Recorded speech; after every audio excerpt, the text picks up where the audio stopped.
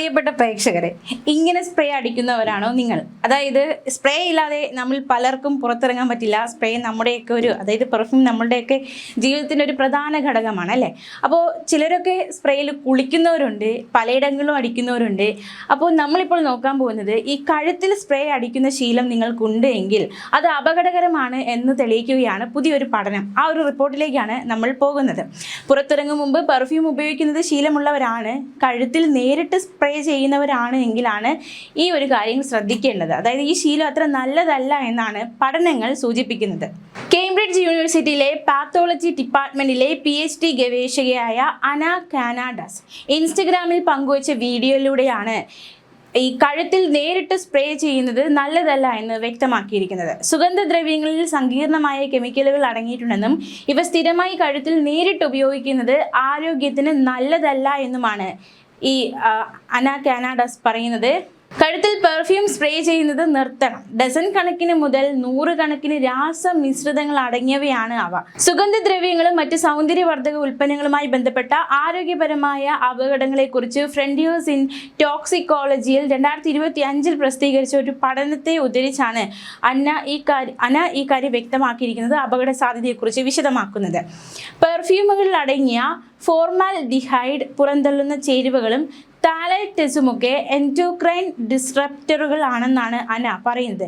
ശരീരത്തിലെ ഹോർമോണുകളുടെ പ്രവർത്തനത്തിന് തടസ്സമാകുന്ന പ്രകൃതിദത്തമോ മനുഷ്യനിർമ്മിതവുമായ രാസവസ്തുക്കളാണ് എൻഡോക്രൈൻ ഡിസ്റപ്റ്ററുകൾ. ഇവ ഹോർമോണുകളുടെ പ്രവർത്തനത്തെ ബാധിക്കും, മാത്രമല്ല വളരെ ഗുരുതരമായ പ്രശ്നങ്ങളിലേക്ക് നയിക്കപ്പെടുമെന്നാണ് പറയുന്നത്. അതായത് വന്ധ്യത, ശ്വാസകോശ പ്രശ്നങ്ങൾ, ക്യാൻസർ വരെ ഇവ കാരണമാകാൻ സാധ്യതയുണ്ട് എന്നും പഠനങ്ങളിൽ വ്യക്തമാകുന്നുവെന്നും അന ചൂണ്ടിക്കാട്ടുന്നു. എല്ലാ പെർഫ്യൂമുകളും ദോഷകരമാണെന്നോ സുഗന്ധദ്രവ്യങ്ങൾ ഉപയോഗിക്കുന്നത് രോഗത്തിന് കാരണമാകുന്നു എന്നോ ഇതിനർത്ഥമില്ല. പക്ഷേ കഴുത്ത് പോലുള്ള ഭാഗങ്ങളിലേക്ക് സ്പ്രേ ചെയ്യുന്നത് കുറയ്ക്കണമെന്നാണ് അന പറയുന്നത്. കഴുത്തിൽ സ്പ്രേ ചെയ്യുമ്പോൾ അവ എളുപ്പത്തിൽ ശ്വാസകോശത്തിൽ എത്താനുള്ള സാധ്യതയുണ്ടെന്നും ഇവർ ചൂണ്ടിക്കാട്ടുന്നു. മാത്രമല്ല ശരീരത്തിലെ ഏറ്റവും കൂടുതൽ രക്തയോട്ടമുള്ള ഭാഗങ്ങളിൽ ഒന്നാണ് കഴുത്ത്. ഈ ഭാഗം വളരെ നേർത്തതാണ്. അതിനാൽ സുഗന്ധദ്രവ്യങ്ങളും രാസവസ്തുക്കളും ആഴത്തിൽ വേഗത്തിൽ ആഗിരണം ചെയ്യപ്പെടാനും നേരിട്ട് രക്തപ്രവാഹത്തിൽ പ്രവേശിക്കാനും കാരണമാകുമെന്നും അന തന്റെ വീഡിയോയിലൂടെ ചൂണ്ടിക്കാട്ടുന്നുണ്ട്. മാത്രമല്ല കഴുത്തിൽ നേരിട്ട് പെർഫ്യൂം പൂശുന്നത് തൈറോയ്ഡ് ഗ്രന്ഥിയുടെ പ്രവർത്തനത്തെ ബാധിക്കുമെന്നും വിദഗ്ധർ നേരത്തെ ചൂണ്ടിക്കാട്ടിയിട്ടുള്ള കാര്യമാണ്.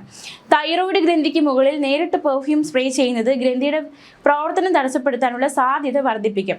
ശരീരത്തിലെ ഉപാധ്യായ പ്രവർത്തനങ്ങളെ നിയന്ത്രിക്കുന്നത് തൈറോയ്ഡാണ്. അതുകൊണ്ട് തന്നെ ഇത് മൊത്തത്തിലുള്ള ആരോഗ്യത്തെ വലിയ രീതിയിൽ സ്വാധീനിക്കാനുള്ള സാധ്യതയുണ്ട്. കഴുത്തിലെ മൃദുവായ ചർമ്മത്തിൽ തിണർപ്പ്, ചുവപ്പ്, കറുത്ത പാടുകൾ എന്നിവയ്ക്കും ഇവ നയിക്കാം. ഇതിന്റെ ആവർത്തിച്ചുള്ള ഉപയോഗം അലർജിക്കും ദീർഘകാല ചർമ്മ പ്രശ്നങ്ങൾക്കുമുള്ള സാധ്യത വരെ വർദ്ധിപ്പിക്കുമെന്നാണ് ചൂണ്ടിക്കാട്ടപ്പെടുന്നത്. അപ്പോൾ ഇനി സ്പ്രേ ഉപയോഗിക്കുമ്പോൾ അത് മാക്സിമം നമ്മുടെ ശരീരം ഈ രാസവസ്തുക്കൾ എത്രയൊക്കെ പറഞ്ഞാലും നമ്മുടെ ശരീരത്തിന് ദോഷകരം തന്നെയാണ്. അപ്പോൾ ഇപ്പോൾ ലിപ്സ്റ്റിക് അടക്കമുള്ള കാര്യങ്ങളൊക്കെ നമ്മൾ കഴിഞ്ഞ ദിവസങ്ങളൊക്കെ കേൾക്കുന്നു, ലിപ്സ്റ്റിക് അധികം ഉപയോഗിച്ചാൽ ക്യാൻസറിന് കാരണമാകാൻ സാധ്യതയുണ്ട്. അപ്പോൾ ഈ രാസപദാർത്ഥങ്ങൾ അല്ലെങ്കിൽ ഇത്തരത്തിലുള്ള കെമിക്കൽ ഉപയോഗിച്ചിട്ടുള്ള വസ്തുക്കളെല്ലാം മനുഷ്യന് എന്നും ദോഷം തന്നെയാണ്. പക്ഷെ അത് ഉപയോഗിക്കാതിരിക്കാൻ നമുക്ക് നിവൃത്തിയില്ലാത്ത ചില സാഹചര്യങ്ങൾ ഉണ്ടാകും. അപ്പോൾ എന്തായാലും പരിമിതപ്പെടുത്തുക, ഒരു കൺട്രോൾ വയ്ക്കുക, അതല്ലാതെ മറ്റു വഴിയില്ല. അപ്പോൾ ഈ ഒരു വിവരം എല്ലാ പ്രേക്ഷകരുടെയും മനസ്സിലുണ്ടായിരിക്കണം. അപ്പോൾ സ്പ്രേ ഒക്കെ ഉപയോഗിക്കുമ്പോൾ കുറച്ചുകൂടി ജാഗ്രത പുലർത്തണം. പ്രത്യേകിച്ച് സ്പ്രേ ഒക്കെ നമുക്കറിയാം, നമ്മുടെ വിയർപ്പ് നാറ്റം, മനുഷ്യനാണ് വിയർപ്പ് നാറ്റം ഉണ്ടാകും, അതിൽ നിന്നൊക്കെ രക്ഷ നേടാനാണ് നമ്മൾ സ്പ്രേ ഉപയോഗിക്കുന്നത്. ഒരു ആത്മവിശ്വാസത്തിൻ്റെ ഒരു ഘടകം കൂടിയാണ് സ്പ്രേ. അത് മാക്സിമം ശരീരവുമായിട്ടുള്ള ഒരു കോണ്ടാക്റ്റ് അതൊന്ന് പരിമിതപ്പെടുത്താൻ ശ്രമിക്കുക. നമ്മുടെ ആത്മവിശ്വാസമൊക്കെ ഇരട്ടിയാക്കാൻ സഹായിക്കുന്ന ഒരു കാര്യം തന്നെയാണ് സ്പ്രേ. അപ്പോൾ അത് ഇങ്ങനെ അപകടം എന്തൊക്കെയാണ്, അത് ഉപയോഗിക്കുമ്പോൾ അപകടങ്ങൾ എന്തൊക്കെയാണ് എന്നുകൂടി മനസ്സിലാക്കി അതനുസരിച്ച് ഉപയോഗിക്കാൻ ശ്രമിക്കുക. ഇനി നമുക്ക് കുറച്ച് കാര്യങ്ങൾ കൂടി നോക്കാം. അതായത് ഈ റോൾ ഓൺ പെർഫ്യൂം ഉണ്ട്, അതുപോലെ തന്നെ സ്പ്രേ പെർഫ്യൂമും ഉണ്ട്. ഇതിൽ ഏതാണ് നല്ലത് എന്ന ചോദ്യമൊക്കെ ചില ഘട്ടങ്ങളിൽ ഉയരാറുണ്ട്. നമുക്ക് റോൾ ഓൺ പെർഫ്യൂമിൻ്റെ ഗുണങ്ങൾ നോക്കാം. ആദ്യം റോൾ ഓൺ പെർഫ്യൂമുകൾ നേരിട്ട് ചർമ്മത്തിൽ തേച്ച് പിടിപ്പിക്കുന്നവയാണ്. കഴുത്ത്, കൈത്തണ്ട തുടങ്ങിയ പൾസ് പോയിന്റുകളിൽ ഇവ കൃത്യമായി ഉപയോഗിക്കാൻ സാധിക്കും. ഇവയിലെ സുഗന്ധം വായുവിൽ പടർന്ന് നഷ്ടപ്പെട്ടു പോകാറില്ല. ചർമ്മവുമായി നേരിട്ട് സമ്പർക്കത്തിൽ വരുന്നതിന് ഇത് സുഗന്ധം കൂടുതൽ സമയം നിലനിൽക്കും. വലിപ്പം കുറവായതിനാൽ ബാഗിലോ പോക്കറ്റിലോ എളുപ്പത്തിൽ കൊണ്ടു നടക്കാൻ സാധിക്കും. യാത്രകളിൽ എവിടെ വെച്ച് മറ്റുള്ളവർക്ക് ബുദ്ധിമുട്ടുണ്ടാകാൻ കേടുപാടാകാതെ ഉപയോഗിക്കാൻ സാധിക്കും. സ്പ്രേകളെ അപേക്ഷിച്ച് ഒട്ടും പാഴായി പോകാത്തതിനാൽ റോൾ ഓണുകൾ കൂടുതൽ കാലം ഈട് നിൽക്കും. അങ്ങനെ ഒരുപാട് പ്രത്യേകതകളുണ്ട്. പിന്നെ ഈ സ്പ്രേ പെർഫ്യൂമിൻ്റെ പ്രത്യേകതകൾ നോക്കാം. വസ്ത്രങ്ങളും ശരീരത്തിലും ഒരേപോലെ ഉപയോഗിക്കാൻ കഴിയുന്നവയാണ് പരമ്പരാഗത സ്പ്രേ പെർഫ്യൂമുകൾ. കാറ്റിൽ പെട്ടെന്ന് പടരുന്നത് കൊണ്ട് തന്നെ നിങ്ങളൊരു മുറിയിലേക്ക് കടന്നു ചെല്ലുമ്പോൾ പോലും നിങ്ങളുടെ സാന്നിധ്യം അറിയിക്കാൻ സ്പ്രേകൾക്ക് സാധിക്കും. പ്രത്യേകിച്ച് നമ്മൾ സ്പ്രേ അടിച്ചിട്ട് ഒരു അടഞ്ഞ റൂമിലേക്കൊക്കെ ചെല്ലുമ്പോൾ ചിലപ്പോൾ അവിടെയുള്ളവർ തന്നെ ആരാണ് വന്നതെന്ന് അറിയുന്നതിന് മുന്നേ തന്നെ ഇന്ന ആൾ എത്തിയല്ലേ എന്നിങ്ങനെ പറയാറുണ്ട്. കാരണം നമ്മുടെ മണം, അതല്ലെങ്കിൽ നമ്മുടെ പെർഫ്യൂമിൻ്റെ മണം പലർക്കും സുപരിചിതമായിരിക്കും. അവരത് എടുത്തു പറയും, ഇന്ന ആൾ എത്തിയിട്ടുണ്ട്, ഇന്ന ആൾ വന്നിട്ടുണ്ടല്ലേ എന്നൊക്കെ ചോദിക്കുന്ന സാഹചര്യങ്ങളുണ്ട്. അപ്പോൾ നമ്മുടെ ഒരു പേഴ്സണാലിറ്റീൻ്റെ ഒരു ഘടകമായിട്ട് പോലും പലപ്പോഴും സ്പ്രേകൾ മാറാറുണ്ട്. അങ്ങനെയുള്ള അനുഭവമുള്ളവരുണ്ടാകാം, പ്രത്യേകിച്ച് ഓഫീസിലൊക്കെ വർക്ക് ചെയ്യുന്നവർ അങ്ങനെയുള്ള അനുഭവങ്ങൾ ഉണ്ടാകാം അല്ലേ. അതായത് നമ്മൾ ഒരു റൂമിലേക്ക് ചെല്ലുമ്പോൾ തന്നെ നമ്മുടെ സ്പ്രേയിൻ്റെ മണം ആദ്യം എത്തും. അപ്പോൾ ഇന്ന ആൾ എത്തിയിട്ടുണ്ടല്ലേ എന്ന് പറയുന്ന സാഹചര്യങ്ങൾ നമ്മൾ പലർക്കും ഉണ്ടായിട്ടുണ്ടാകാം. അപ്പോൾ സ്പ്രേ എന്ന് പറയുന്നത് നമ്മളെ സംബന്ധിച്ച് ഒരു ആത്മവിശ്വാസത്തിൻ്റെ ഘടകം കൂടിയാണ്.